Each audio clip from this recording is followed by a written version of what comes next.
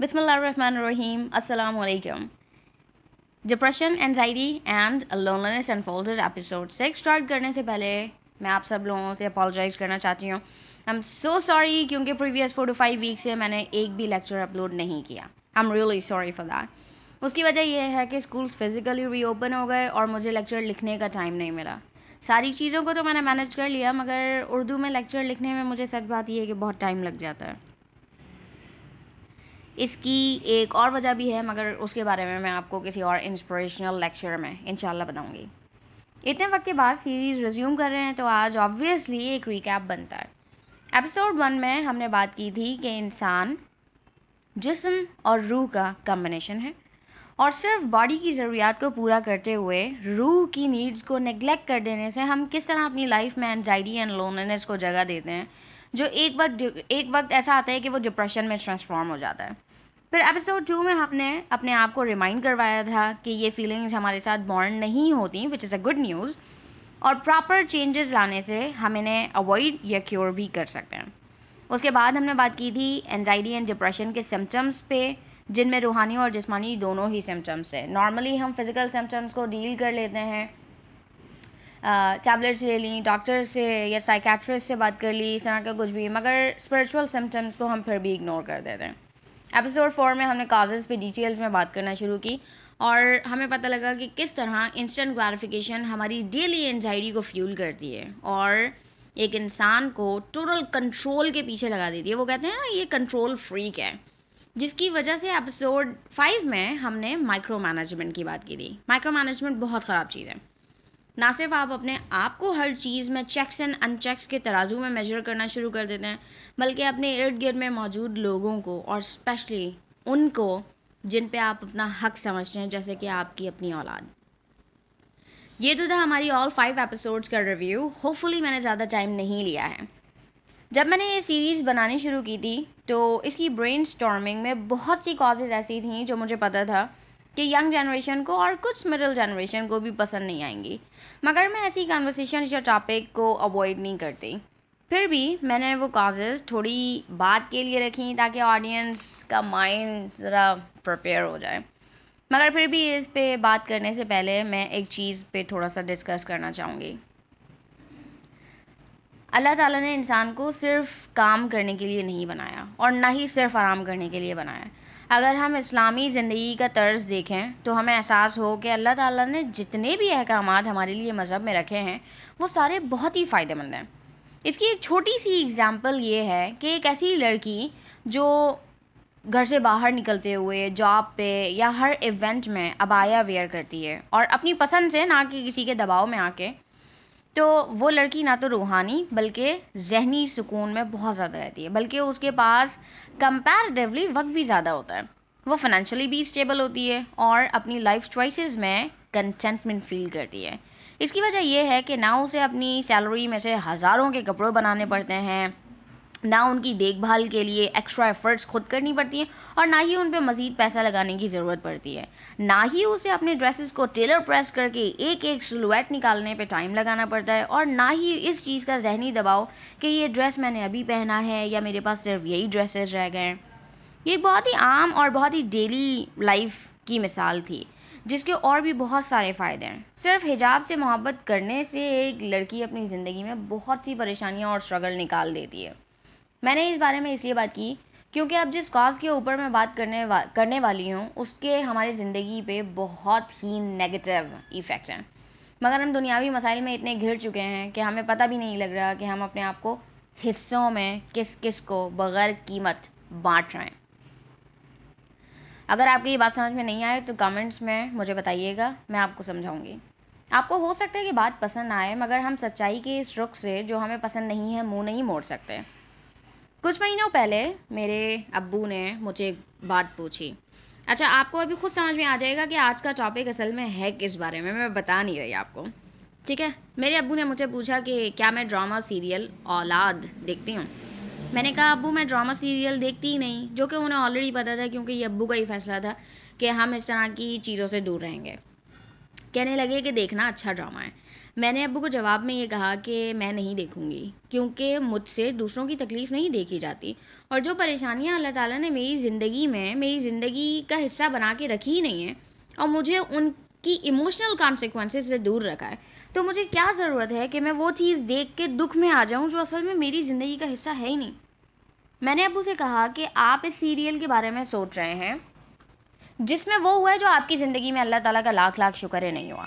آپ کے سارے بچے اللہ کے کرم سے فرما بردار ہیں اور عزت و آرام کی زندگیاں گزار رہے ہیں، اور وہ بھی آپ کے ساتھ، آپ کو اکیلا پن بھی نہیں ہے، تو آپ ایسی چیز کے بارے میں سوچنے کی بجائے جو ہوئی ہی نہیں ہے اس کے بارے میں سوچیں جو ہے، اور اللہ تعالیٰ کا شکر ادا کریں۔ الحمدللہ میرے گھر میں اس طرح کی ڈسکشنز ہوتی ہیں، اور ہم لوگ برا نہیں مانتے۔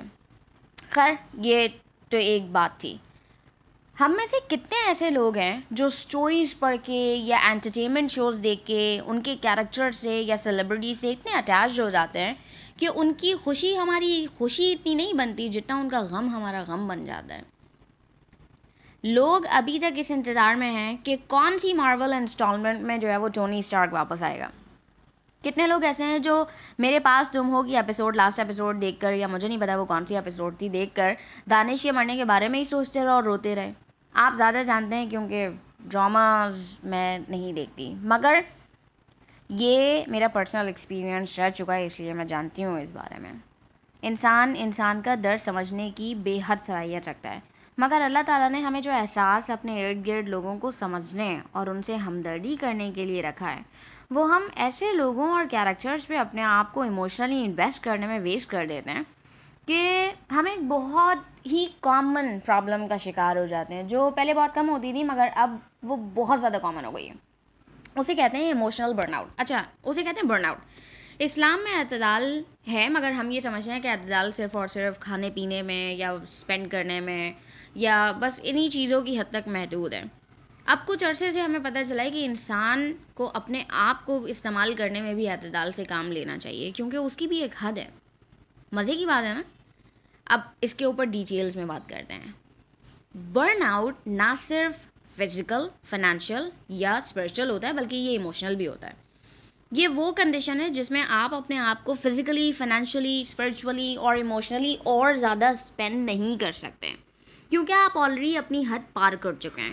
آپ نوٹ کریں گے کہ انٹرٹینمنٹ میڈیا، انٹرنیٹ اور سوشل میڈیا کے انٹروڈکشن اور بڑھتے ہوئے استعمال کے ساتھ آج کل کا انسان نم ہوتا جا رہا ہے۔ کیا آپ نے سوچا ہے ایسا کیوں ہے؟ اگر آپ سمجھنے والے ہوں گے تو میں جواب آپ کو پہلے ہی دے چکی ہوں۔